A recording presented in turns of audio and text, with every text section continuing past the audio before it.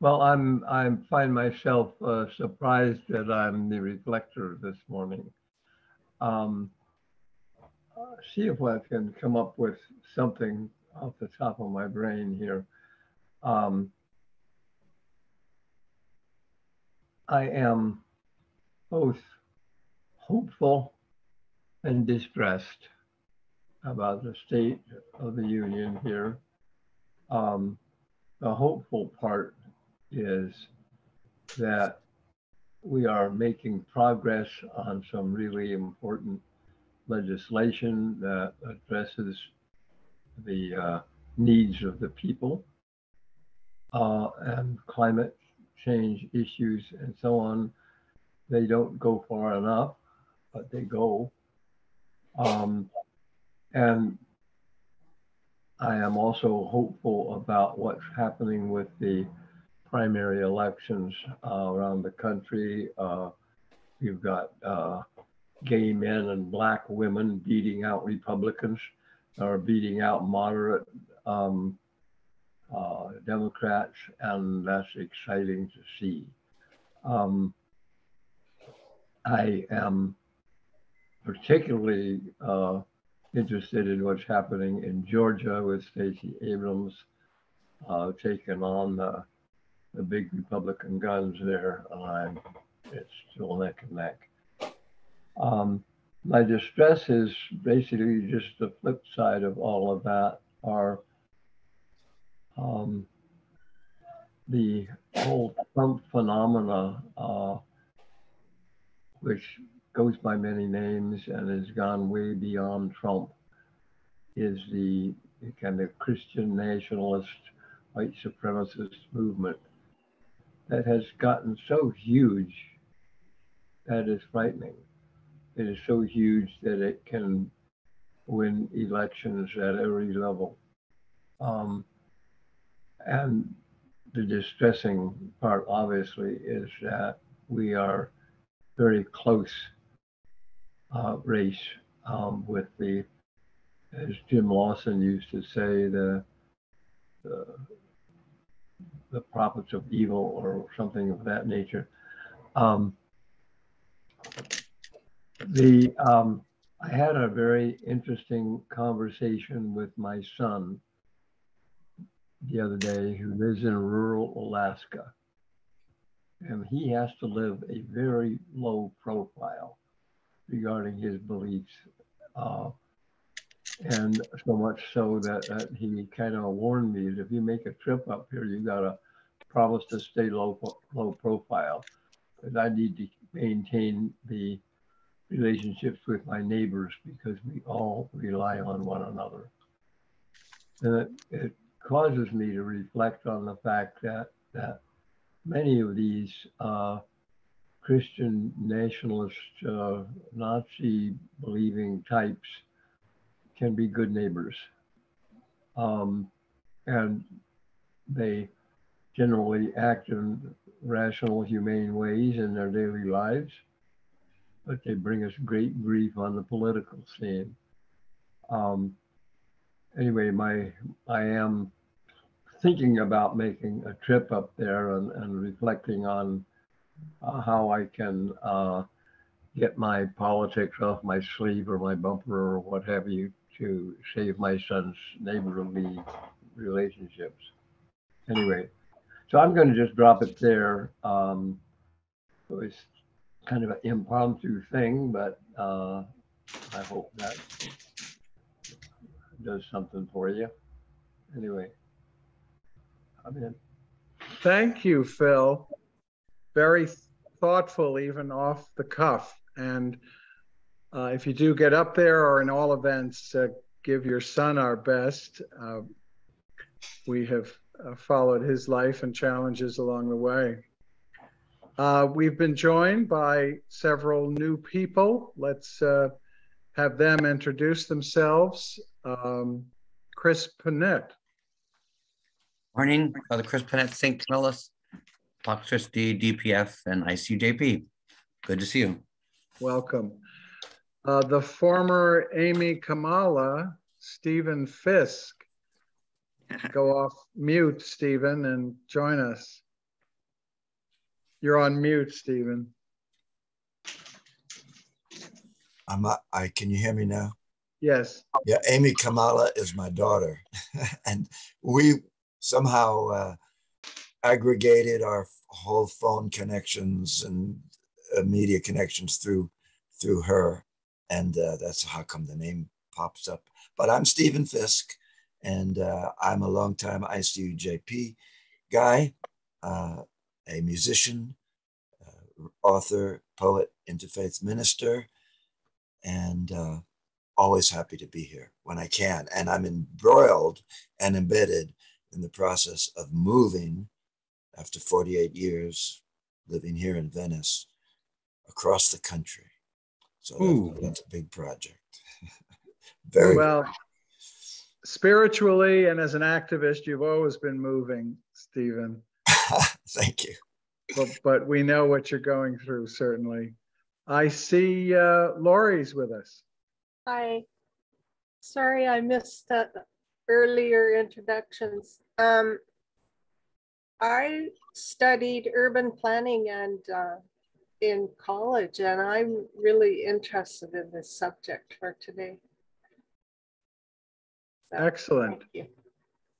Thank you. Welcome. We're being joined by A. Keenan. If you'd be kind enough to introduce yourself. Okay, can you hear me? Yes. Okay, well, thank you very much. This is Keenan Sheedy. I live in Los Angeles County retiree, and a longtime activist for shorter work week and usage of time. Nice. Good. And anything else? Well, I also was at a Sierra Club conference in San Francisco in 2005 and got the book. Great. Of our speaker. Great. That's right. He even signed it for me. Wonderful. I see Michael, you have your hand up. Yeah, Susan raised hers first, actually. All right, Susan.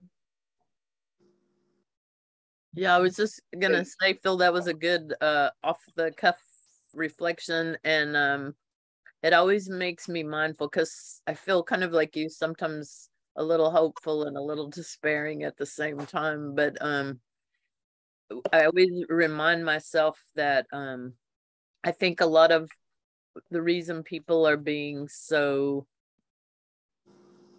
I don't know, being led into the areas that aren't very helpful for us as a community, as a country, is because of fear. And I always love that biblical reference that perfect love casts out fear. I think, you know, it's up to us to build these bridges of concern and compassion and love to people who I think are just really desperately afraid. And unfortunately, the fear has been directed into the wrong things instead of fearing the corporate entities and the 1% and the other you know, truly threatening things like the automation that's taking over jobs and the need for like universal income. People have directed it toward each other to suit their political ends. So thank you. That's all I wanted to say. Thank you. Michael. Yeah, I wanted to say in relation to Alaska that they had a special election on Tuesday as well as their primary to fill their congressional seat, and the native woman who's running actually came in first, and if that holds up as they finalize their count, she will actually be the congressional representative from Alaska, and at least for the remainder of the term, and would run as the incumbent in November when they have a four-way race. They do this odd primary system where they use ranked choice voting, and the top four then get to face off. But the special election is different because it's time bound to fill the seat until the end of the year. And so that's just going to be the top vote getter. And it looks like her. Good. That's some good news. Dr. Ruby. Bill, I want to thank you. And now I know why I called people the day before. But I was going to say what Susan had expressed, and just thank you very much for coming on with that reflection. Thank you, guys. And take down your hands Yeah, I'm once trying you've to. spoken. We have announcements at this point, and I'm very eager and pleased to announce that our annual 2022 George F. Regas Courageous Peacemaker Awards presentation is coming along very well. This will be set for Sunday, September 11 at 4:45 on video. It's a pre-recorded presentation of our annual awards. This year it'll be hosted by Adina Lekovic, a wonderful prominent Muslim leader in our community. We'll be honoring Dolores Huerta, Medea Benjamin, Jody Evans, Reverend Louis Chase, and Steve Earle, the socially conscious singer-songwriter. We've got some wonderful special events, special guests, including the Agape Choir and other surprises. So you've been getting announcements. You'll get a few more announcements in the coming weeks. You can go in and register for the event. So you'll get the link at the time. It's a free event, but we appreciate all the donations and contributions you can make to help sustain us. And in that sense, you can also purchase tribute ads for these wonderful honorees, or in the memory and spirit and legacy of George Regas, who convened this organization over 21 years ago. And you can recognize the work of ICUJP. Please be as generous as you can. This is the single biggest fundraiser of the year for ICUJP. I put my email in the chat. Please contact me if you don't have the announcement handy on how you can support our work with tribute ads and contributions to the event. Would love to hear from you, and be sure to save the date on September 11, Sunday at 4:45 for the presentation of these awards to such important and deserving people in our community. I see Carol Francis's hand is up. Yes. Not this Friday, but next Friday. We hope that you plan on staying for maybe a half an hour committee meeting. Shouldn't take more than that, but we really want, it's for outreach, advocacy, thinking of programs that we can have, building our connections with organizations that are doing really fantastic work. And we have some plans to get people connected to our upcoming forums. We'd like everybody that has ideas, that want to contribute to making this happen, please plan on staying after. We take a 5-minute break at the end of the forum, and then we lunch in. Thank you, Carol Francis. Thank you for leading that. So that is next Friday, the 4th Friday of the month. Today, immediately after this event, we will have a board meeting, and all board members are encouraged to stay on this screen. We will, I see Michael will turn hosting over to Carol Francis at that point. So unless there are any other affiliate announcements, I'm really pleased to introduce our speaker for the day. I'm looking forward to this presentation very much. I think we need time, beauty, and well-being more than ever. John DeGraff is a filmmaker, author, and international public speaker. He's co-founder of Take Back Your Time, the Happiness Alliance, and Beauty for All.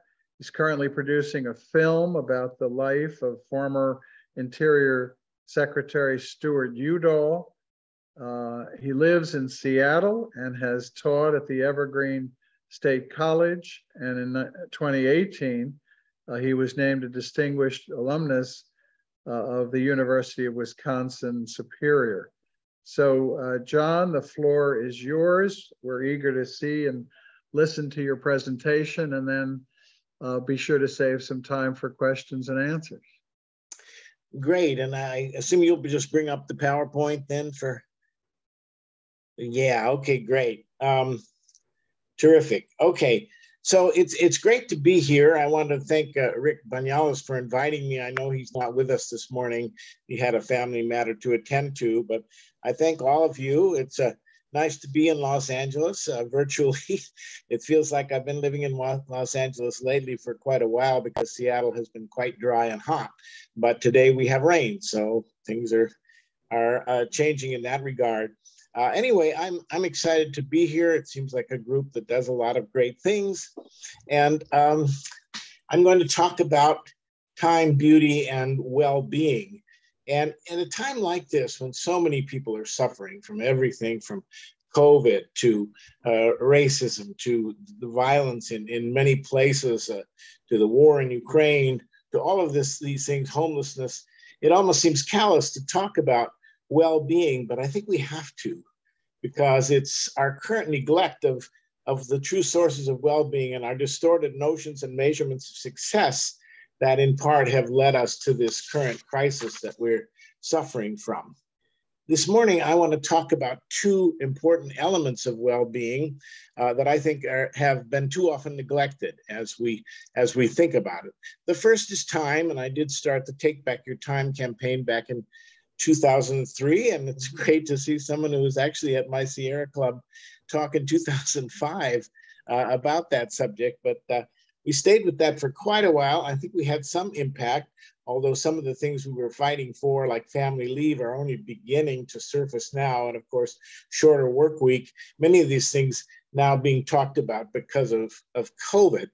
The European, I just gave a talk similar to this in Luxembourg as an introduction to an EU conference in Luxembourg. And the Europeans really get this. They all say, well, we work to live and you Americans live to work. And I think there's some truth to that. And I think we're sorry for it. And I'll go into that a little bit. I'm probably going to focus more in this talk on beauty because that has been my current major concern and my major work.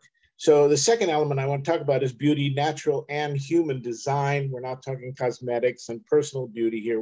We're talking about what the environment that we live in. And it is something that we often recognize implicitly, but it's not included in any of the happiness and well-being surveys that I'm familiar with. Can we have the next slide, please, Stephen? So some time ago, in fact, in 2010, I co-founded the Happiness Alliance with a friend, Laura Musikansky, and I've been associated with that for more than a decade. We offer a survey based on domains of happiness and well-being that were developed by the country of Bhutan, to which I was an advisor. In 2013, I traveled there. I was very excited by their gross national happiness program. And we've had about 100,000 people, maybe more now, take this survey. It takes about 15 minutes. You can find it at happycounts.org. And I encourage you to do so because it will give you a good sense of important elements in your life and how you feel, at least, that you're doing in comparison with the 100,000 other people who have taken this. It's missing an important, it does talk about time balance for sure, as Bhutan did, but it is missing beauty. And that's because beauty was not included in Bhutan's domains of well-being, possibly because in Bhutan, beauty is just an accepted part of life. They live in this country in the Himalayan mountains. It's gorgeous. Every building is painted with art and with work and so forth. So beauty simply adorns the life of people in that country, and they don't really think about it as much. Let's go to the next slide, please. So I want to talk a little bit about time now and take that back to some religious values. I don't know, it's now 50 years since this film, Brother, Sun, Sister, Moon, about the life of St. Francis came out, and I saw it then and was very touched by it. And it was a film about Francis' life. It was a very Hollywoodish movie in many ways. Every scene shot in the what we call the golden hour, you know, right after dawn and before dusk. And but it was a film with a radical message because it portrayed St. Francis as a Christian rebel against the growing materialism of his day. In the film, Francis challenges his father, a very rich textile merchant, whose wealth comes from the exploitation of his workers and whose life revolves around calculations of economic profit and loss. What's it all for, this business, this busyness that so consumes my father? Francis asked. And instead, he and his friend Claire called their peers to savor the wonder of creation and to care for it. Francis reminded them of Christ's words about the lilies of the field and the birds of the air, who neither sow nor reap, yet are more beautiful than Solomon in all his glory. He warned them that they could not serve both God and money. It will only make you miserable, he says in the film. And he asked them to take time to discover what really matters. He asked them to slow down and be here now. And that was a time when, by modern standards, everybody was basically a tortoise anyway. Nobody was moving particularly fast. The music in the movie was performed by the folk singer Donovan, and it was too simple for most people's tastes, but the words to one of the songs have stuck with me all these years. And you see them on the screen here. If you want your dream to grow, take your time, go slowly. Do few things, but do them well. Simple gifts are holy. But we live in a different world with no need to change yet. Okay, we live in a different world with ideas very different from those Francis was about, and our dream is a different dream. We might say now, if you want your dream to grow, work all day, go faster, do a lot, then do some more. Work must be your master. I think that's our modern feeling in the United States. We don't think remember the Sabbath and keep it holy. We think remember the smartphone and keep it handy. Next slide, please. In his book, Stolen Focus, Johann Hari provides convincing evidence that our addictive technologies, long work hours, and other sources of stress in our wealthy societies is seriously damaging our attention spans, and our passion for endless growth is the root of these pathologies. So the news here is not all bad, because with COVID, many businesses are beginning to learn that people don't need to work all the time, and that a 4-day work week means greater life satisfaction without economic loss to business. Certainly that is a reason for optimism. In the fourth chapters of both Matthew and Luke, when Jesus is tempted by the devil in the desert to prove his power by turning stone into bread, he responds by saying that we don't live by bread alone. And of course, we certainly don't in this rich, rich country. But if we think of bread in a different way, as a symbol of material possessions, then we are washing breads of every variety, plastic bread, metal bread, bread of every shape and size. That's the way it is in the consumer society. If, on the other hand, we think of things of the spirit, of the relationships, of love, of family, of healthy bodies and minds, of creation stewardship, of joy, of being rather than having, then I would contend we are growing hungrier by the day. We hunger especially for that which the spirit requires most, free time and beauty. Next slide, please.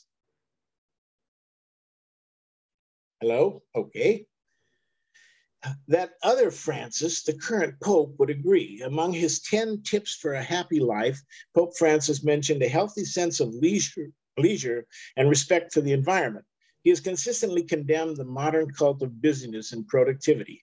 And he argued in Laudato Si that if we didn't appreciate the beauty of the world and approach it with a sense of reverence and wonder, we would allow the utilitarian destruction of our environment in the pursuit of economic wealth. You know, we're obsessed with the economy these days, with growth, with money and all it will buy. But undifferentiated economic growth is not only ultimately unsustainable, I'll talk more about that later, but it also isn't delivering happiness. As a boy growing up in San Francisco, California, the city named for St. Francis, I spent part of each summer in the wilderness, and it taught me lessons about the environment, about joy, about the need for time and beauty. Any of you like to backpack, or have you at any point liked to backpack? I don't do it anymore, but I did. Next slide, please. When I was in high school, I spent several weeks each summer rambling through the Sierra Nevada mountains of California with a couple of my friends. My dad taught us how, and our parents trusted us to backpack on our own at the age of 14.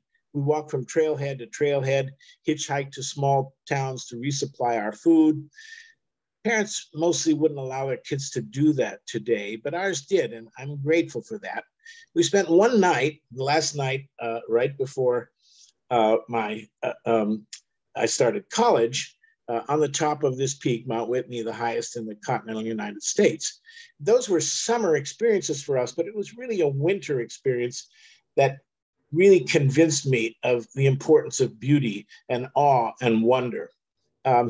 So the Thanksgiving break in 1962 from school, we were contemplating taking a backpacking trip in the snow to the Desolation Wilderness near Lake Tahoe. But I'd been fighting a virus for a couple of months. I had headaches all the time. I was constantly feeling this, and it was unresponsive to antibiotics. And I didn't feel up for the trip physically. And my mother said, you shouldn't go because you're going to get pneumonia, you know, all the things that mothers say to young kids. Next slide, please. But the word was that there was little snow in the mountains that fall, and snowshoes wouldn't even be needed for our hike to Lake of the Woods, which you can see on the left-hand picture there. And our planned climb of Pyramid Peak, which you can see there, which is the highest peak in the Lake Tahoe Basin area. The weather outlook for the 4-day weekend was excellent, and so I went. We camped at Lake of the Woods, the edge of the wilderness, the first night, and it was easy. The distance was short. Actually, we camped the first night outside and then hiked the Lake of the Woods the next morning. The distance was short, and we set up camp on the lake, which was then frozen. It didn't look like this. And we crossed several small ridges and finally climbed to the top of Pyramid Peak. And I was very out of shape from my illness, and I fell behind my fellow hikers. We were up at 10,000 feet. The wind was fierce and bitter. I was gasping for breath. My head was aching even more than ever. So we spent only a short time on the summit, and then we headed back to camp. And by that time, I was exhausted. My friend said, go get in your sleeping bag. We'll give you tea and soup and stuff. Just take care of yourself. And I fell asleep despite my pain. But in the middle of the night, I woke up and I grabbed for my glasses. And I saw immediately that the sky was perfectly clear, a canopy of stars shining overhead. The entire area was bathed in starlight. It was perfectly still without a breath of wind, and the temperature was probably not much below 32, below freezing. It took a moment, but I suddenly noticed something else. My head didn't hurt anymore. After several months of constant pain, I felt absolutely no pain at all. I couldn't quite believe it, but a peace and calm had fallen over me that I'd never experienced before, nor ever since. I got up and I walked over to the lake, to a rocky point, and I stared across the lake, frozen and still, to the ridge of Pyramid Peak and to the Milky Way, which was just amazing at that altitude and at that time in the winter. And it was the most profound spiritual experience of my life. And though I'm not formally religious, it left me feeling that there was a purpose to the universe and to my life, and that things would turn out well if I placed my faith and trust in providence and tried to do the right things with my life. And I remember the tears of joy that streamed down from my face as I looked out at this beautiful, calm, perfect, silent night around me. I'll never forget that night, and I know it shaped my life in ways that I will probably never understand still, but it certainly has. It certainly taught me that the best things in life are not things. Next slide, please. This was my, back. Back one, thank you. This was my favorite place in childhood. I hiked there many times. My father took me to this lake, Young Lake in Yosemite, when I was 12. I took my son there when he was 12. It's become a family tradition. It's about an 8-mile hike from Tuolumne Meadows if you've been there in Yosemite. And we went there often, my friends and I, and we walked in beauty, as the Navajos say. Beauty above us in the wide crystal sky, beauty below in the fields of wildflowers, beauty before us in the mountains, the lakes, the waterfalls, the big thunderheads, the cleansing rain, beauty in the deer that wandered by at dusk and the fish that jumped from the lakes at dawn and dusk, and in the ever-present songs of the birds in the area. And I learned most of the lessons that have shaped me from those experiences. When you backpack, you find out what is essential to carry and what isn't. And I taught my son those lessons. Next slide, please. You must, that's myself and my son on his first backpacking trip. We're on the left, not on the right. When he was 11 years old, he is an avid backpacker. In fact, he's going backpacking this very weekend. He's become quite the nature photographer. I encourage you to check out his Instagram site, DeGraff David, that Instagram. Anyway, but when you're a backpacker, you have to find the balance between the pain that's caused by having too little food, too little water, too little of other things that you need, and the extra weight on your back that can make you miserable. So you learn that you don't need a lot to be happy. Friendship, healthy exercise, fresh air, freedom of movement, leisure time, and beautiful surroundings. And over the years, I've come to think of the world's richest nations as backpackers who didn't learn its lessons. They're like the guy there on the right with the enormous backpack. Some of our citizens truly need more. Absolutely no question about it. Our poor really need more. But as a whole, we in the rich countries of the world are weighed down by things like a backpacker with too big a load who has fallen over backwards and struggles like an upside down beetle or turtle to get right side up. The straps are cutting into our shoulders and we are angry and we are blaming everything, immigrants, Muslims, Jews, gays, minorities, regulations, taxes, instead of the misguided values and priorities that have left us where we are. We're sacrificing both time for life and the beauty of the world in our constant drive for economic growth. So it's time to ask how much wealth is enough. We need to rewild our cities and even our rural communities and encourage our digitally enslaved children, especially, to experience trees and flowers and animals and open space on a regular basis, to experience the wonder that beauty brings. Can we go to the next slide, please? So there's some great studies that I encourage you to look at, particularly ones done by the Gallup organization and the University of South Carolina. And they have found that access to beauty, especially nature and open space, is one of the 3 most important predictors of both people's love for the communities they live in and the likelihood that they're satisfied with their lives. In place after place, they found that natural and human design beauty was even more valued than good schools, high-paying jobs, or public safety. In every single city of 26 cities that Gallup studied, ranging in size from Philadelphia at 2 million to Aberdeen, South Dakota at something like 20,000, 3 things were cited by the people most attached to their communities: social, artistic, and cultural events that brought people together, friendly acceptance of newcomers, and the beauty of their surroundings. And I encourage you to think about these things as you think about your own community and how people's well-being can improve. Next slide, please. I hope you're able to follow me okay here. I was struck by the wager of Doug Tompkins, the adventurer who founded North Face and Esprit, the clothing companies. If anything can save the world, he said, I'd put my money on beauty. The beauty of environmental restoration, wild nature, the beauty of cities designed with nature and favoring human locomotion over automobiles, the beauty of farms bursting with diversity, the beauty of healthy fish and wildlife, and the beauty of friendship and good conversation. The great novelist Dostoevsky in The Idiot said that beauty would save the world. And quoting Dostoevsky, however, the Russian poet Yevtushenko added a caveat. Ah, maybe so, said Yevtushenko, but who will save beauty? And that, I think, is up to us. Beauty is not solely, and this is very important to consider, beauty is not solely in the eye of the beholder, or even mostly in the eye of the beholder. Millennia of evolution have made us partial to harmonious and well-tended landscapes and pristine natural settings. Instinctively, we understand that they are life-affirming and they bring joy to our hearts as a result of that.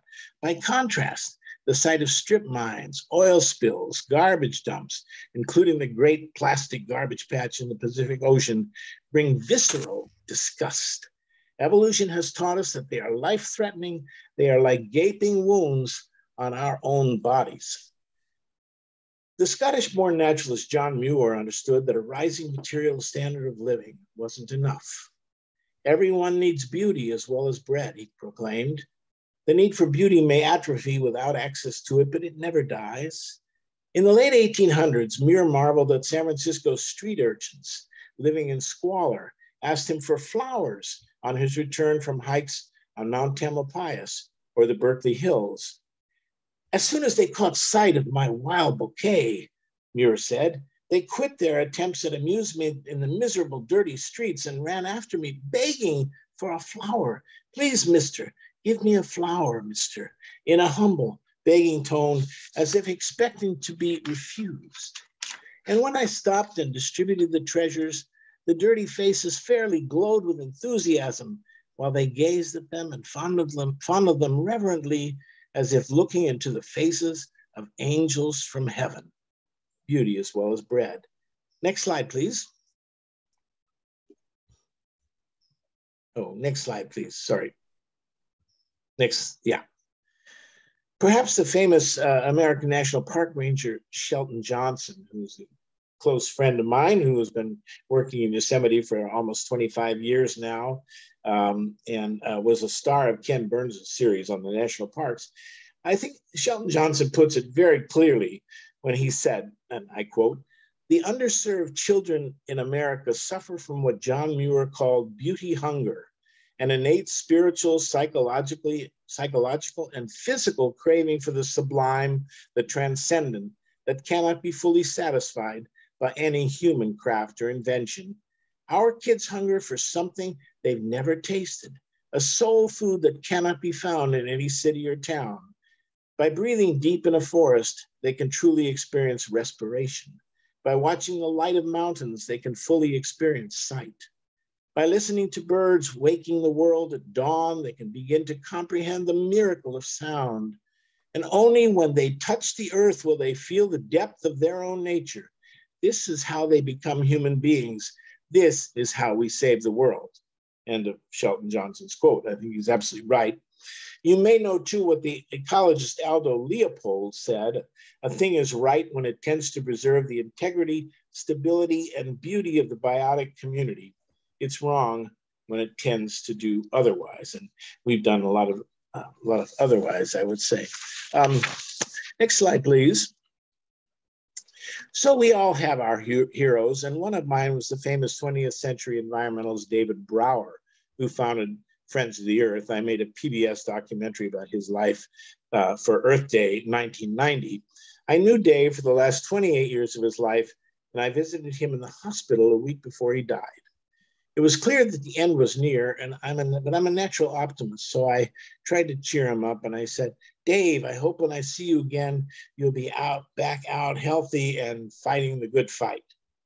And I'll never forget that he looked me at the time right in the eye, and he said these words: "John, I don't think that's in the cards, but it's been a great 88 years.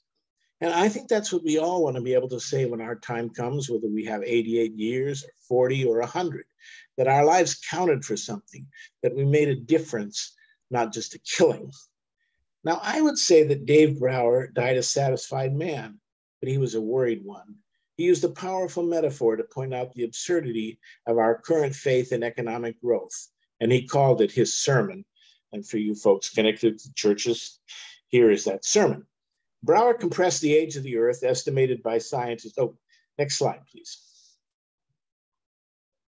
Brouwer compressed the age of the earth, estimated by scientists at some 4.6 billion years, into 1 week. When you do this, a day represents about 650 million years, an hour 27 million, a minute about 450,000 years, and a second 7,500. On Sunday morning, the earth congeals from cosmic gases. In the next few hours, the land masses in the oceans begin to form, and by Tuesday afternoon at the latest, the first tiny protocells of life emerge. In the next few days of creation, life forms become larger, more complex, and more wondrous. And before dawn on the last day, Saturday, strangely shaped creatures fill the Cambrian seas. Around the middle of that last day of the week, those gargantuan beasts, the great reptiles, thunder across the land, and they fill the sky. And they enjoy a long run, commanding Earth's stage for about 6 hours on Saturday, until an asteroid landing in the Gulf of Mexico makes the climate too cold for them and ends their reign. By evening on Saturday, mammals, furry, warm-blooded, and able to withstand a cooler world, flourish and evolve until just a few minutes before midnight, on that final night of the week, Homo sapiens walks erect on 2 legs, learns to speak, use fire, and create increasingly complex and hierarchical, I would say, forms of organization. Next slide, please. Only about 10,000 years ago in real time, less than 2 seconds before midnight in our metaphor, humans develop agriculture and they start building cities. At 1/3 of a second before midnight, on the last night, Buddha is born. At 1/4 of a second, Christ. At 1/5 of a second, Muhammad. Only 1/30th of a second before midnight, we launched the Industrial Revolution. And after World War II, perhaps 100th of a second before midnight in our week of creation, again on the final night, the age of consumerism begins, the age of stuff, the age of what I call affluenza in the book and film that I made by that name. In that last 100th of a second, Brouwer and others have pointed out, we've managed to consume far more resources than did all human beings altogether in all of previous history. We have diminished our soil, fisheries, fossil fuels, forests, wildlife, and who knows what other resources by at least half. We have caused the extinction of countless species, and we have dramatically changed the climate. Think about it. Try to grasp in your mind what it means that we have done all this in the blink of the geological eye. There are people, Brouwer went on to say, who believe that what we've been doing for that last 100th of a second can go on indefinitely. If they even consider the issue, they believe without evidence that application of new technologies will allow our continued hyper-exploitation of the planet's resources. They are considered normal, reasonable, intelligent people. Indeed, they run our corporations and our government. But in reality, they are stark, raving mad. We can't grow on like this. The limit suggested by Brouwer and others often calls forth a sense of gloom and doom, but that's not what I'm about. A sense that sacrifices for the sake of the biosphere will mean lives of poverty and misery for everybody. They don't have to mean that. The good news is that the world doesn't have to continue the same patterns of economic growth and consumerism to attain high levels of human well-being and happiness. Money may not be the root of all evil, but neither is it the prime source of happiness. Poverty is not pleasant. I don't quarrel with that. But once people live with economic security and modest comfort, other things matter much more. And next slide, please. These include gratefulness, altruism, forgiveness, mindfulness, health, service, tolerance, meaning, access to nature's beauty, democratic government, and above all, social connection. We will need to live more lightly on the earth, more slowly, appreciating simpler things, natural things. And we will only do this if our children live with nature around them and come to appreciate the wonder of all living things. Perhaps we cannot do that now because we have lost so much of the beauty of the world. We will have to convince our fellow citizens that learning to live responsibly and in balance with nature can really mean a happier, healthier life. And we need to convey that message with language and examples that touch the heart and soul as well as the head. That's the good news. Next slide, and I'm going to bypass this section. It's a little lengthy and go to the following slide after that. The Harvard philosopher Elaine Scarry makes a powerful case that beauty is not a distraction from justice. Instead, it makes us kinder, more generous, and more tolerant. Cultivating beauty can lead to greater sustainability. My friend Herman Knoflacher, who was one of the designers of Vienna's wonderful transportation system, told me that when streets are lined with trees and pedestrians walk without the noise and exhaust of traffic, they will walk much farther to get where they're going instead of getting into their cars. When public transit stations are beautified with artwork, riders will use such transportation more frequently. Knoflacher told me that older, beautiful cities attract visitors and improve happiness. They provide novelty and interest. They relieve stress and give us energy. He measured the effect. Next slide, please. Oh, sorry, back to the one, we're at the right one, I'm sorry. By contrast, our modern utilitarian architecture, like what you see in the slide below, the building, it leaves us cold, it enervates us, it reduces our energy and our sense of well-being. Beauty allows us to slow down to watch, and it even lowers our blood pressure. Beauty in the form of environmental restoration can help fight climate change, and beautiful surroundings are an antidote to consumerism. They can provide us with happiness even if GDP is not growing or only even declining. Next slide, please. In the US, as we all know, people are particularly fearful of rising rates of crime right now, and it is one of the things that the right wing uses consistently to try to distract us from progressive change. Homicide rates have risen abruptly in our cities. In Seattle, just this past weekend, we had 12 shootings, and for Seattle, that's a pretty surprising thing. But studies in the city of Philadelphia, Pennsylvania, and I recommend this great New York Times article, which is to reduce crime, clean up the city, essentially. Studies in Philadelphia show that beauty can reduce crime rates dramatically. When Philadelphia cleaned up garbage-strewn, graffiti-filled vacant lots and planted trees, grass, flowers, and vegetables, gun violence dropped by 29% and other crimes by more than 30%. And fear, which was mentioned earlier by one of the folks in this discussion, among local residents dropped by 58%. So this is important to understand and to think about what we can do. Let's go to the next slide. And the next slide, actually, I'm gonna move through things a little bit here. So, in order to point out some of these things and to get us thinking about inspirations from history and other things that we actually can make the changes we need to make, I am currently producing, almost finished in fact, a documentary on the life of a political figure, you see him here with Lady Bird Johnson, who understood the value of beauty in the environment and warned long ago about the dangers of unfettered growth. In the 1960s, Stu Udall was the Secretary of the Interior under Presidents John Kennedy and Lyndon Johnson.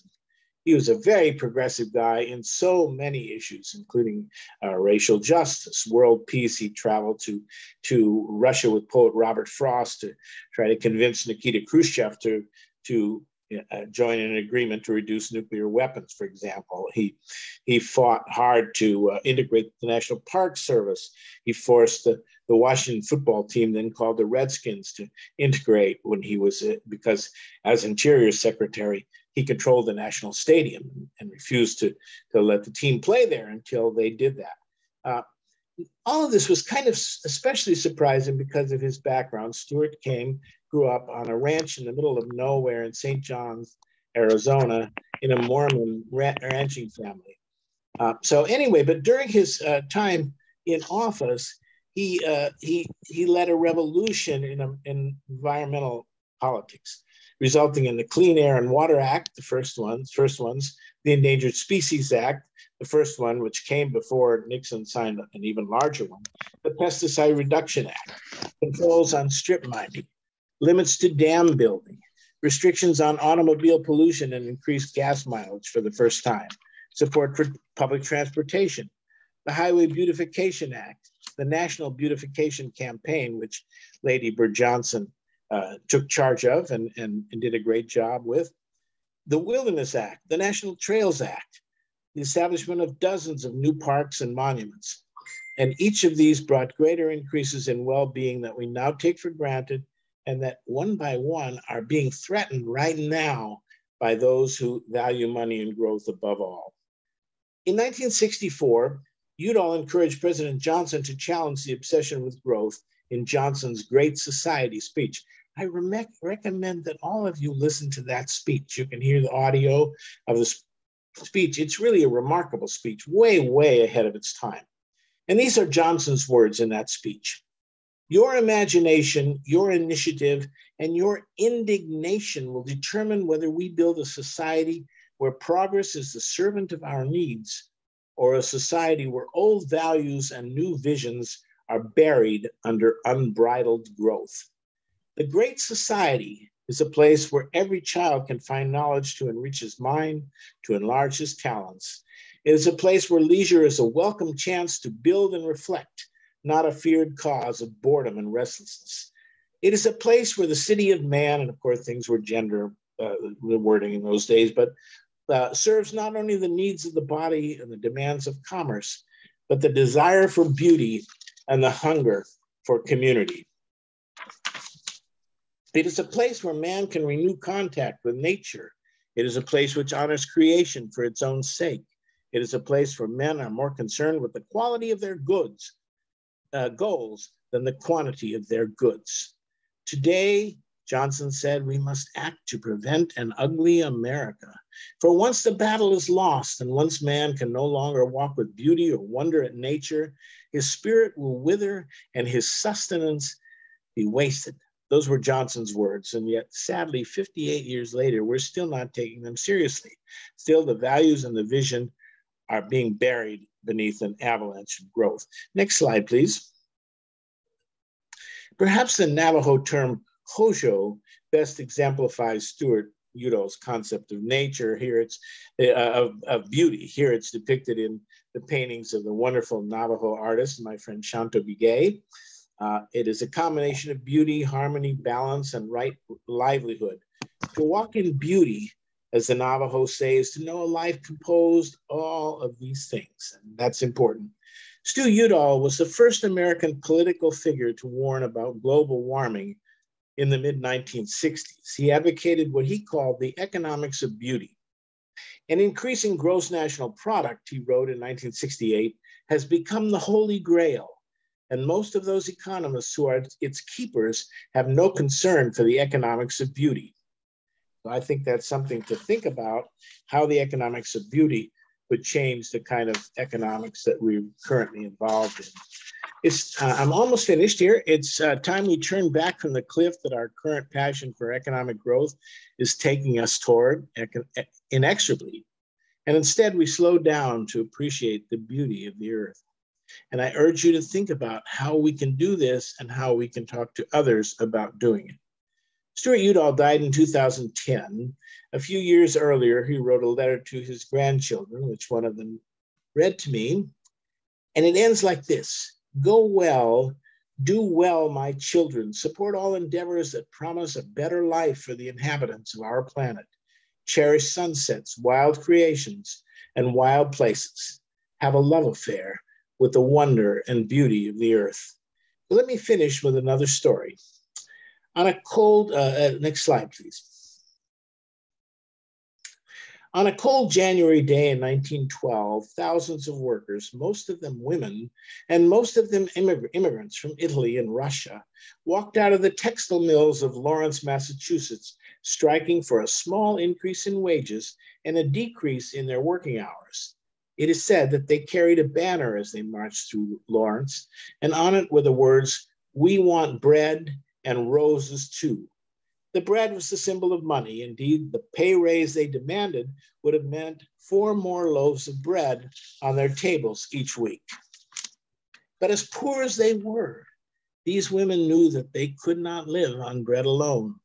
And the roses were the symbol of the non-material things in life that they knew are worth so much: art and beauty and nature and love, leisure time for families and friends and community, kindness and gratitude, more time to smell the roses.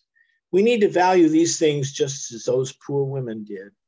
For decades, roses as well as bread were the demands of labor until it all became focused on the money and the wages.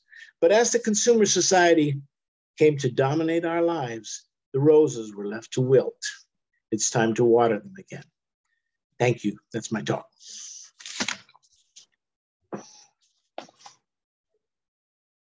Thank you so much, John. I'm just very grateful for your talk, and I'm so glad you illustrated it with these beautiful images and photographs. My pleasure.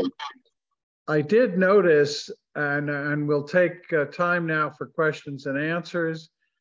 People can raise their hand using the reactions device on the program on the Zoom. Hopefully everybody knows that. Down at the bottom of your Zoom screen is a icon for reactions, and there's a way to raise your hand with that. I have a few thoughts and comments, but let's go to first to Carol Francis and then Vita. Yes. No, thank you. That was unexpectedly wonderful. I didn't expect it to be that great. By the way, my family, the thing that we did every year for several years on our way to wherever else we were going for our 3-week camping trip was Whitney, Florida. So yeah, it's a really magical place. I think one of the things we need to do is to see beauty when we are surrounded by it, because not only are, like you pointed out, there's less beauty and more utilitarian or whatever, but when we do see beauty, I mean, when we do walk by something like flowers planted in somebody's front yard or a tree on the sidewalk, we need to stop and look at it more. But in your hurry to get through and make sure you are on time, you skipped a few slides, and one of them was Amazon's effect on Seattle.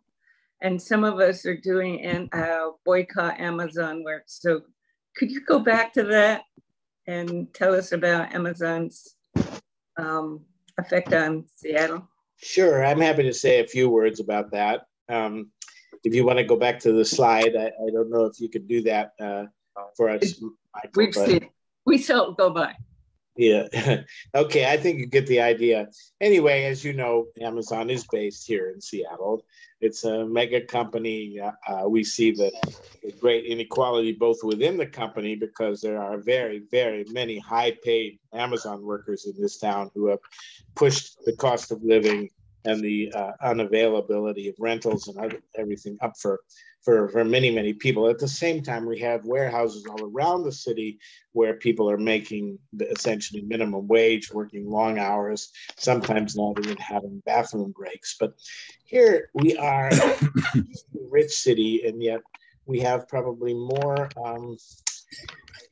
homelessness for sure than ever before. In fact, we are third in the nation in total homelessness, led only by New York and your city, Los Angeles, but you are much, much bigger cities than Seattle. We have more homeless people than San Francisco does, or many other cities. So we have this huge disparity.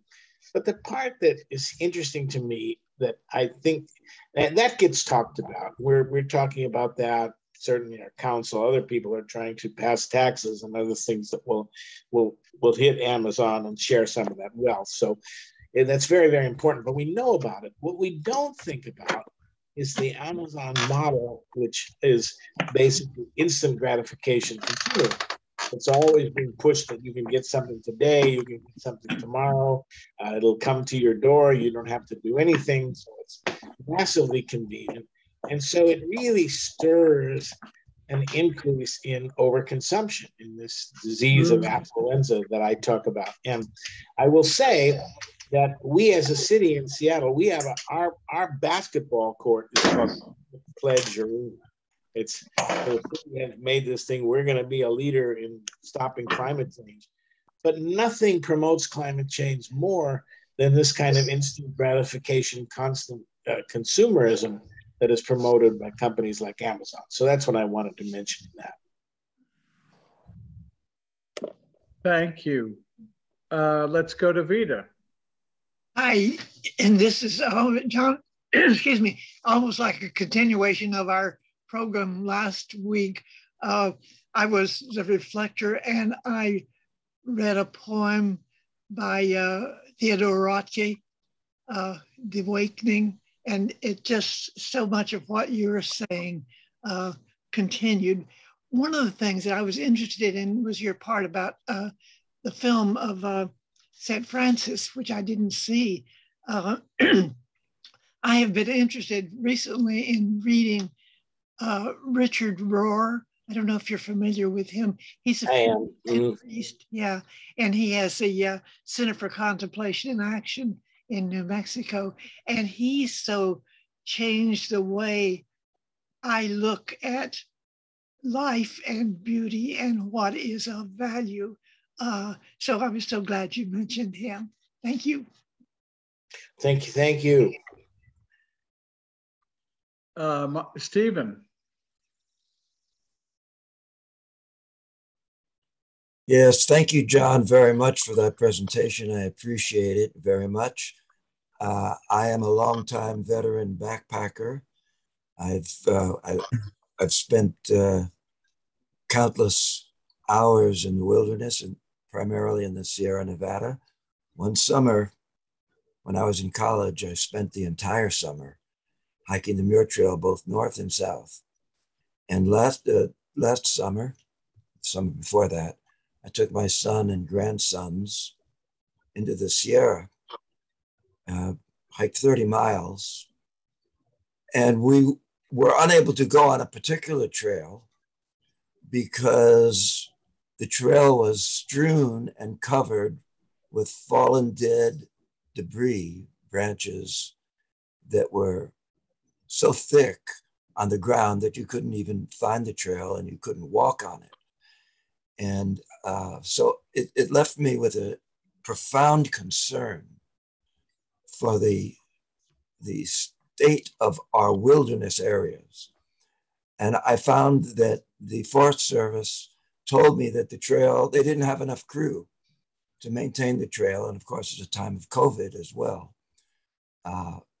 But I'm very concerned. That led me to heightened concern for the state of the beauty of our natural wilderness areas and the activism that's necessary to alert the public as to what is going on. And so your presentation was great. And I think that it could be a little stronger on the need for the activism of the public, especially in concerns for the wilderness areas that need to be conserved, preserved, and maintained. Otherwise, we're seeing our world being consumed by fires and the destruction of the rainforest for land to feed cattle, which feeds a small percentage of humanity and perpetuates the slaughter of our co-inhabitant creatures on this world. So maybe you could talk a little bit about the activism of environmentalism. And I'm a strong environmentalist. I'm writing a book about that right now. Sure. I mean, I agree with you 100%. Now, obviously, in a speech, there's so much you can do. And I focused on what I focused on because I think it's things that haven't been talked about enough. But I 100% agree with you. So there's no difference there. And I try to do that in my own way. I served for quite some time on the board of Earth Island Institute, which is a David Brower started organization. We're umbrella for some 80 different environmental groups that are working on everything from wilderness preservation to fighting for indigenous people's rights to you name it. I mean, all of food, local food production, so many different kind of things. So that's been a big part of my work as an environmentalist. Right now, I'm getting older, and aren't we all? are. And so my life has been really focused on the Stuart Udall film because I think it is a film that I hope will inspire activism. Because Stu Udall really believed in these things, and he was very clear. And his son Tom, who's in the film, was a U.S. senator from New Mexico, that we really need more protection, more wilderness. We need to do at least what the Biden administration calls 30 by 30, which is protecting 30% of nature as wild by 2030. The biologist E.O. Wilson called for nature needs half, that we should be thinking about protecting half for nature. So we need to do that. We need to put more money in that. There is some good news. I don't want to make all of this bad news because the one interesting thing, the most bipartisan piece of legislation in the Trump administration signed by Donald Trump, maybe only because he had to, but he did sign it, was the Great American Outdoors Act. And it did put in a lot more money into things like the protection of wilderness and other kinds of things, the creation of more parks and things, because we really need those. And we not only need them in the wilderness, we need them in the cities. We need to rewild cities. We need to make it possible for urban children to experience those kinds of things as well. There's a wonderful movement called Parks RX that started at the Children's Hospital in Oakland, California, that really takes kids and prescribes for them. These are kids who are stressed, who are suffering from all kinds of things. The doctor literally started writing prescriptions saying you have to get out in the parks. You have to get out in nature and spend time there and be quiet. A lot of movements have taken up this because we see how it works. We see how nature improves these kids' health and their mental health. I talked with Rue Mapp, who started Outdoor Afro, about this. She's very big on this. Many folks, obviously Shelton Johnson as well, that these are the kind of things, we need to make these things possible, not just out in the wilderness, which many of these kids have a difficult time getting to, but even in our local areas. So that may not be a good answer to your question, but I do believe in all those things. Thank you both. Michael. Yeah, thank you so much. Really interesting. I try to climb the hill near my house as often as I can and do a 4 directions meditation up at the top for some of the same reasons. It's harder for me to get out to, the wilderness, but I was recently went to a gathering in Indiana Dunes National Park of a group of mostly much younger anti-authoritarians who are involved with mutual aid efforts, and it was amazing to do it out in, camping in the woods on Lake Michigan. I wanted to share a couple of things. One is that I taught English as a second language for many years at LA Unified, and we always do lessons about proverbs. And one of the ones I always discuss with my students is the, I think, American proverb, time is money. And just that twisted concept that money is the measure of everything, and that to say that time is important, you say time is money. And I think Amazon, one of its great crimes is that it measures the activity of its workers down to the microsecond to, around the whole question of productivity and growth and profit, and it's sick. And I did want to share that in addition to David Brower, people might want to look at the work of another environmentalist, Barry Commoner, who is very, very clear on the whole concept of growth being part of the nature of capitalism. and profit making, and that really to protect the environment, we have to overcome and overturn capitalism as a system, because it is totally destructive. And the current issue of monthly review in particular, I think, is extremely valuable about the limits to the entire planetary system that capitalist system is destroying by the minute. And I appreciate your sense of urgency and the need for beauty and the absolute contradiction between the system we live in and that need. Thank you. Thank you. Any additional thoughts on any of that, John? Yeah, I mean, I agree with you that the capitalist system is fundamentally a growth-oriented system, that we have to move away to some new model economy, and what that is, I think we're less clear about, because that's been the difficulty. What replaces it?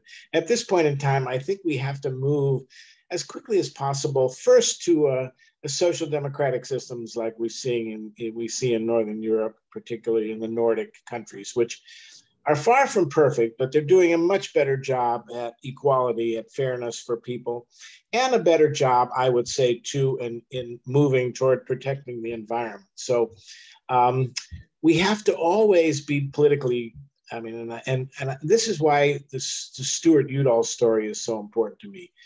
Stu Udall really wanted very radical changes in our society, but he also believed that you did have to operate with political realism. You had to push as hard as you could for what you could get, and then celebrate it, and not, because you couldn't have everything, just get angry and mad and say it's not worth it. I think I'm glad to hear that people are in general at least celebrating the positive steps in the Biden bill, the current bill with its climate change steps, is certainly not what I would like to see. But it's the first step in the right direction I've seen in a long time. And I think we have to get behind that and say, hey, yeah, that's a good step. And now we can do more, but obviously we will need to elect more progressives and things to make that happen. So there's always this tension between actually making change and the real change that we believe should happen. And I'm afraid that if we take too radical a stance in many ways, we may be simply handing this to our opponents on the right, who will assure that we make no progress whatsoever. In fact, that things get worse. So this is complex. It's a long discussion, and I acknowledge that there are many points of view here, and all of them certainly have a value. Thank you. Next is Dr. Ruby. Yes, and I just want to thank you for the reminder of beauty. When you said Yosemite, and I was thinking of all the things that me now as a senior did when I was younger. And just working with other seniors, I've been seeing them in nursing homes, just people trying to give up. But no, the environment, the beauty, the animals, just reminders that yes, we can just keep on going. And, getting those people that are in places like that, ideas, what ideas do they have that will support, all the things you've expressed. You went through the money, you did so much on this one time, I remember, I was riding horses, and every morning I would go to the beach just to see the sun rise. I'd climb up in the guards every single day. So just getting these other seniors and everything to understand, yes, we need your help. We need your support on this earth, on this environment, and on this maintenance. And just thank you, John. I just want to thank you so much for your work. Thank you for staying with me. Thank you both. Susan. Yeah, it was a great presentation, and I wondered if you could drop the link to that happiness survey in the chat. And then also I wondered if you're aware of, like, and maybe you mentioned it and I missed it, but some current efforts to try to get some of these health and wellness measures and not just GDP or GNP as part of our success measures in this country, and how we could join that. Yeah, so thank you for that. I mean, there is a lot of that going on right now. In fact, I just heard a story on NPR yesterday about how the Biden administration is now, at the very least, and this is again one of these, it's certainly not where I want us to be, but it's a real start in the right direction, is going to start measuring natural capital and things like that. It's going to start in our economic calculations, getting away simply from the idea of GDP or growth or the jobs or money, and start looking at things like the value of what is the value. In the NPR story they were talking about, what is the value of a tree left uncut?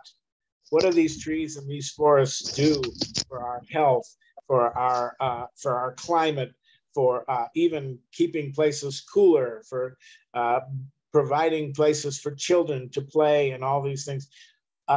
And if we start measuring these things, and the Biden administration says they're committed to that, I just heard that story yesterday. I think that's a start in the right direction. We should say yes, encourage it, push them to go as far as they can go.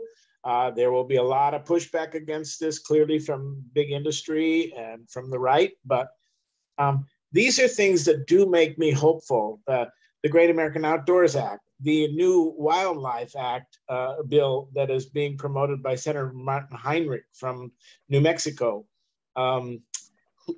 which would be the biggest bill in expenditures on protecting wildlife in America and its habitat ever done. And Heinrich is a liberal Democrat, but he's got 16 Republican senators as co-sponsors of this new wildlife bill. It's probably going to pass, and certainly President Biden will sign it. But we don't talk much about these kinds of pieces of good news, because there is so much bad news, and I don't deny it. I mean, what we're seeing is just dreadful, whether it's the war, the racism, the hate, all of those things. But when we do see some of these good things, I think we need to point them out and celebrate them. One thing Dave Brower told me when he was still alive was that environmentalists never thanked Richard Nixon for the few good things Nixon did. And there were particularly things about the environment, like the Endangered Species Act and the EPA and stuff. Said when Nixon did the wrong things, we had every reason to criticize him. But when he did the right things, we should have said, yes, thank you, go for that. Because that's actually a way, I think, to get people to do more of the right thing rather than just, and Stuart Udall told that to Dave Brower. He said, Dave, you only send me letters when you're mad at something I do. When I don't do everything you want, I get a letter from you. When I do all these things, and Stuart Udall did 90% of the things that Dave Brower wanted, he said, I never hear from you. He didn't say that directly to Dave. He said that to Harold Gilliam, who was assistant who knew Dave and actually told Harold not to tell Dave, but Harold did tell Dave. And Dave said that he learned a major lesson from that, yeah, we do. We scold all the time. We rarely thank. That's such a wise lesson. Here at ICUJP, we've tried to learn that. And although we do a lot of lobbying and visits to elected officials to push them on our mission, we've also tried to thank them when they do the right thing and to applaud them when they make the right kinds of decisions. I think we all should do more of that. Dick Bunce. Well, I want to thank you, John, for your presentation and for your commitment to things that matter so profoundly. And I think you've issued a call to both the social change and personal change. And on the social change side, I'm privileged to be involved with an effort called the Wellbeing Economy. in Pomona, the well-being economy. And it brings together the Institute for Ecological Civilization with a grassroots organization called Latino Roundtable. And I won't go into the detail on it, except to say that it's a real effort to bring the economy of the city into proper balance with the needs and beauties of this city. As far as the personal side is concerned, I'll just be candid in saying that I used to be called, they used to tell me that I gave workaholism a new definition. That was a few years ago, but one of my sons in a time of great distress said, "Dad, I had so much trouble getting your attention as I was growing up because your life was ruled by your do list." And I've never forgotten those words, and have tried to change. And so as a part of that process, my wife and I, periodically head on out to the wilderness, and I'm just back from the wilderness. And I wrote a little poem, and I'm often asked to close when we at the very end of our sessions, and it's a poem. It'll take all of about a minute and a half, so I'd be happy to offer this as we close if you'd like me to. Please do so. Good idea. Let's hold that for the end of our circle. Jasmine. Thank you for your presentation. I went on a backpacking trip with my school. My friends called Principia College. It's called Metanoia, a direct knowing of the highest. Knowles, I'm not sure if you know about it. Knowles was the leader, and it was a wonderful experience, and it did teach me a greater appreciation of nature and outdoor life. And will you please look at the chat, because I sent you a message and asked you to keep me, your presentation and all of that. I'm really, really interested. And I've been very trying to instill in my daughter the appreciation of nature, even though we live in a very concrete jungle, so it's so called in LA, but I want her to have appreciation of environmental justice, environmental awareness, and also just so that she knows that it's happening and can affects her. So I really appreciate your presentation today. It's so eye-opening. I've never heard of the happy counts. I like that. I'm gonna tell her school about it and see if they do the survey too, because it's really important to know what brings us joy in the world. So thank you for your presentation very much. Thank you. Thanks very much. Phil Way.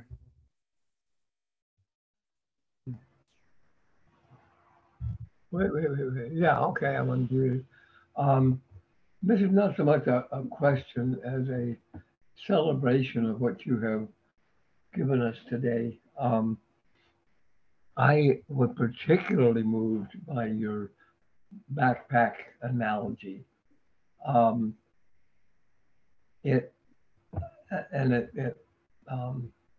My son lives the backpack analogy. One of the other son, who's not in Alaska, he's a avid rock climber and mountaineer and takes long treks into the Sierra. And every trek, he kind of lays out what he needs to put in his backpack and then jettisons half of it. And the analogy spreads to my life, in that I believe in that, but I have way too much stuff. I believe in simplicity, economy, minimalism, but my life is anything but. I just, anyway, I want to come closer to living the backpack analogy. Um, the the one thing I think I have succeeded in life is that I have created and enhanced for children who love the wilderness. The one daughter in rural Montana, my son in rural Alaska, my other son who spends more time in the mountains than at home, and my daughter who lives close to the mountains in Arizona and gets out there as much as she can. And in a way, I think that is probably my best legacy. I have created environmentally conscious people who love the beauty of the world. And anyway, I don't know where else to go with that, but thank you for all of your insights and thoughts. Thank you very much. Just to play off of that, John, how successful, well, you showed us your son and his backpacking with you. How successful have you been with other family members and friends in instilling this spirit as well as the activities of backpacking?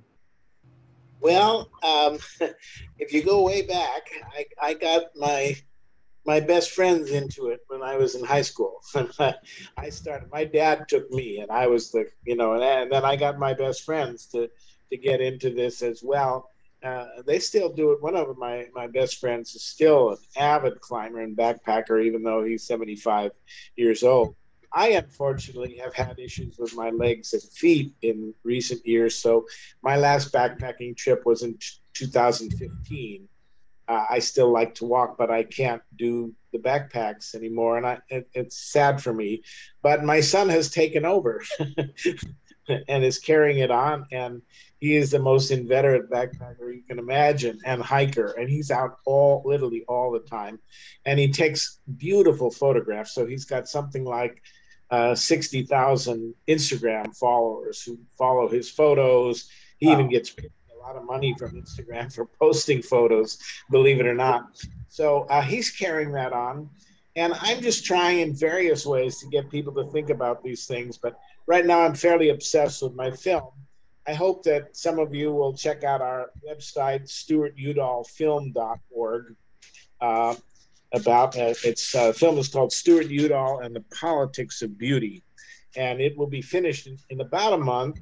It has its world premiere at the Santa Fe International Film Festival on October 20th. And I hope to bring it to California and various places in sometime in the winter, probably February or March. So I'd love to maybe talk, if any of you are interested, about finding some ways to screen it down in the Los Angeles area.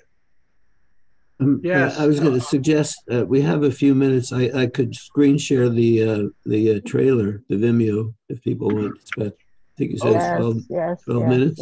Yes, good. Let's do that. Give me a second. And John, I want to say to speakers, you are now a card-carrying member of ICUJP.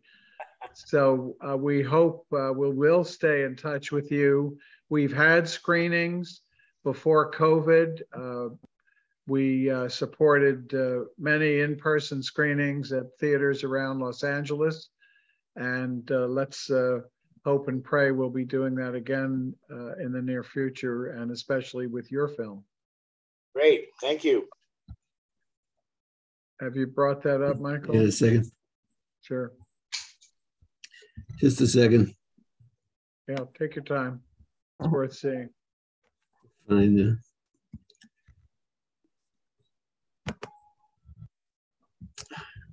people should check the chat today. There's a lot of good resources, much of it posted by Michael. It's called The Environmental. Just a second.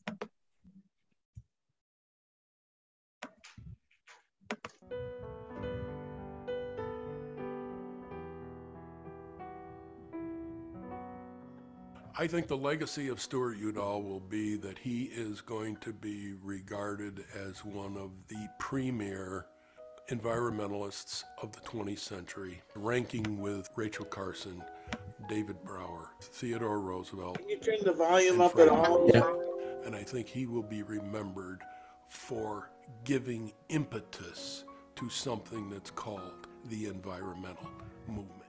Here. People wonder Yeah. where his passion came from, and I really think that it came from being from a pioneer family. He was out of doors all the time, milking the cows, plowing the fields, doing those kinds of things, and had this relationship with the land from being very young. I think we were all vociferous readers, but Stuart was probably the most reader of all of us. He was a smart guy. The University of Arizona was segregated. African Americans could not eat in the cafeterias. The city of Tucson was segregated. And so Stuart and Mo decided to try to change that. They were both at heart reformers, both at heart civil rights advocates. So he made a decision that for the summer of '62, the National Park Service would in fact have young African Americans in its workforce. So I was selected for a seasonal ranger job at Grand Teton National Park and stayed with the National Park Service until I stepped down on January 19, 2001 as the 15th Director of the National Park Service. What we felt across Indian country was that Stuart was there with us. It was as we could see Stuart standing by our side. We could see Stuart in our circles. We could see Stuart in our ceremonies. Stuart was with us in heart, mind, and spirit. He changed the perception of Americans about the meaning of the out of doors in the public life. Michael? And he brought that to the department because the Interior Department had really become a development agency. There wasn't much of a conservation ethic. Udall worried about a Philistine class that saw only dollar signs when they looked at a landscape. That he thought Americans were all about the profit motive of capitalism, the gross national product, and they were willing to destroy America's natural beauty. Historically, there has always been local opposition, regional opposition, state opposition to the creation of new national parks. This is because people saw the federal government as an intruder, and they wanted to control and do it the way they wanted to do it. But if that had been done, you wouldn't have had national parks or national forests. He brought in Carl Sandburg. He brought in all kinds of artists, musicians, poets to perform and helped other cabinet members support these financially, which they sometimes resented. You know, they worked all day and yet they were supposed to go to these damn cultural events too. And not only that, help sponsor them financially. Frost was a poet who wanted to be a statesman. He thought he had all these great political ideas and that people should listen to him. And Stuart was a statesman who wanted to be a poet. And that was kind of what brought them, you know, together. I was pregnant and I was pretty sick. And he was on the phone, so we barely had a conversation. The one real question that he asked me was, and I'll never forget it, he said, "Those North Cascades, should they be a national park?" And he had another phone call and that was it. He didn't offer me a job. But a few weeks later, his secretary called.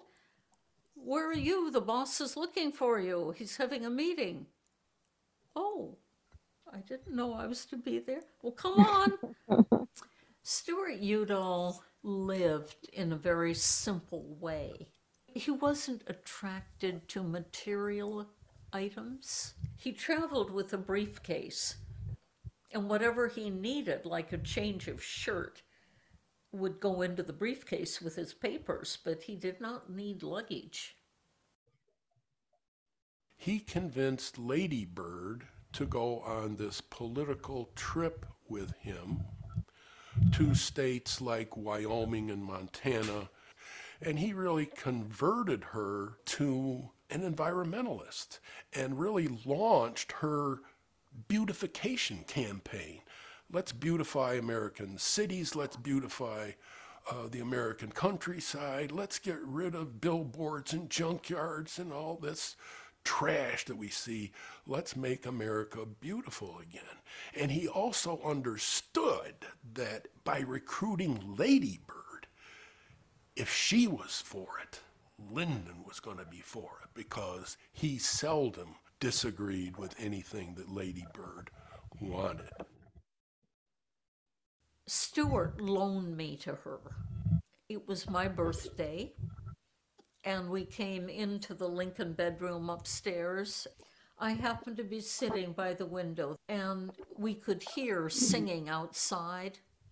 Mrs. Johnson said, "What are they doing?" And I looked out the curtain, and I said, "They're on their knees in the snow, Mrs. Johnson, and they're singing, 'We shall overcome.'" She and I looked at each other. Tears came down her face.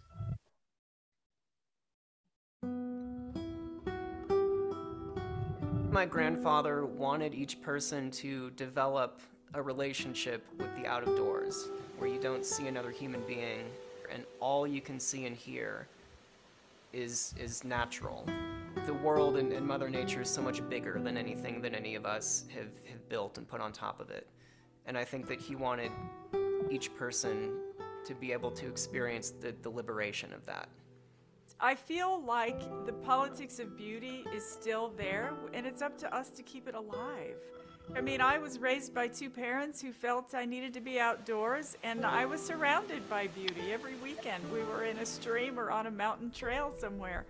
We have to make sure that we are giving children opportunities to surround themselves with that beauty outdoors, so they grow up to realize that it's up to them to protect these spaces.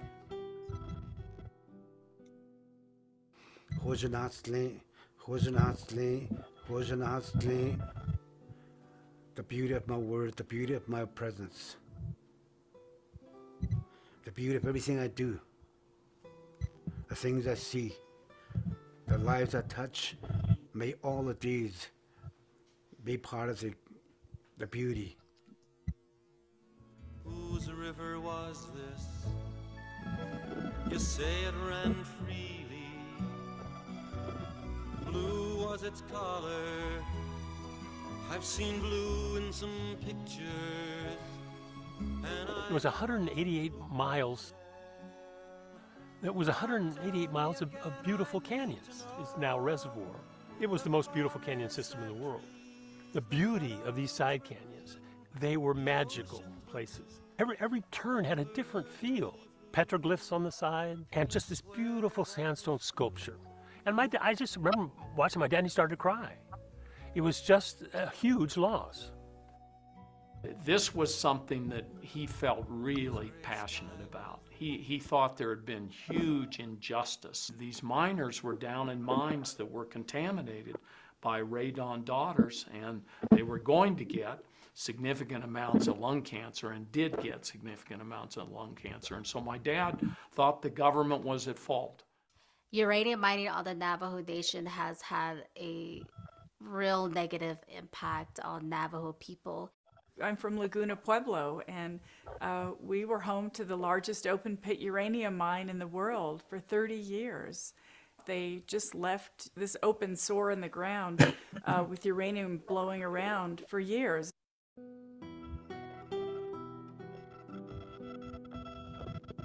Stuart had Lee to rely upon as somebody to bounce ideas and thoughts and stuff like that off of. She was the rock of our family. You know, she's the one, kind of the glue that kept us all together. She didn't really live in our dad's shadow. You know, she had her own legacy that she built for herself.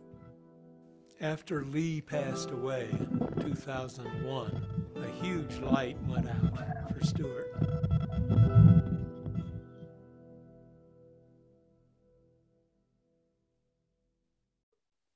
He was a huge student of history, and he would read as much history as he possibly could. He would chide me because I love to read fiction. And he said, "Why are you wasting your time on fiction?" And I said, "Why are you wasting your time on history?" The phone rang. His caregiver said, "Stuart wants you to come by if you can." And I went up to the house, and there was Stuart in bed on his way out.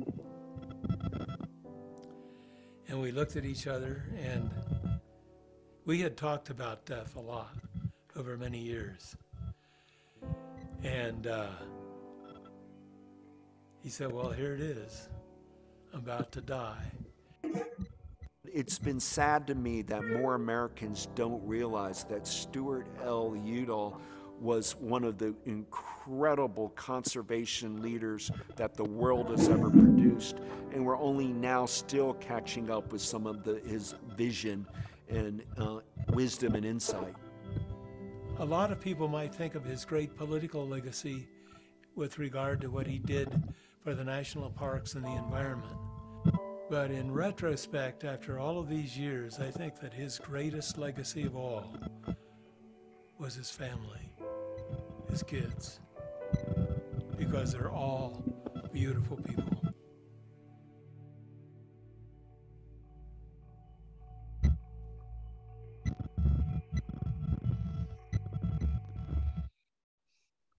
Well, I'm so pleased we had time for that. That's a beautiful taste of your film, John.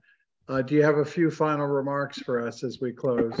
Were you able to see that okay? Because it was kind of breaking up a bit on my screen. Was it fine for you folks?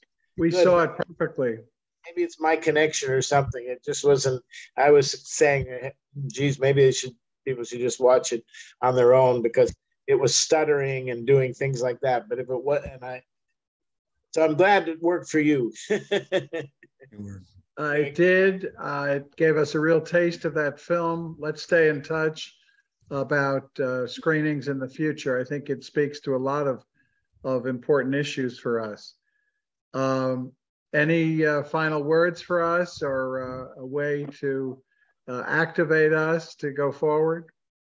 Well, you know, I'm never very good at giving advice on this is what people should do. I kind of think that should be left to people to talk about among themselves without my pontification and so forth. So, you know, take what I've said, agree with what you do, and disagree with what you don't. But think about, I suppose, yourself, what works for you in your particular location. I know some people are thinking, well, how can we do some of what, say, Philadelphia did? Because that was an interesting story. That New York Times piece about Philadelphia and the results of those studies by the University of Pennsylvania, they cleaned up about 1,455 sites, which were abandoned lots filled with garbage. They were abandoned houses that was being broken down and all this. They spent money on this, and they turned these things into pocket parks. They turned them into community gardens. If they were large enough, they turned them into just quiet places for people to come and sit. And the crime rate was affected enormously. Mental health improved. There was, and the city of Philadelphia estimated that for every dollar they spent on this kind of beautification, on creating more parks and more green space and things, they saved $70 in the costs related to crime and mental health and other issues.